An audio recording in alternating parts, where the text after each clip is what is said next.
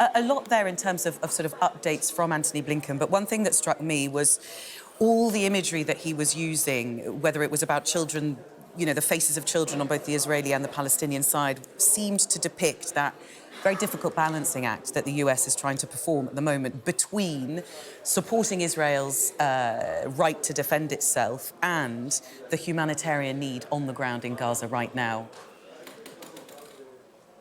Yes, and I actually didn't think that there was a huge amount in that statement that differed from what we have heard before. If anyone was looking for more nuance in America's wholehearted support for Israel, given the number of civilians that are dying in Gaza right now, I don't think they would have been pleased by that. I don't think that there was a great deal more nuance. He was absolutely firmly committed, as he has been before, as President Biden has been, in Israel's continued right to defend itself, which is what he believes is playing out in Gaza right now. At the very beginning of his speech, or of his statement, he pointed out that he had seen yet more imagery from that day on the 7th of October in the kibbutzim down in the south of Israel.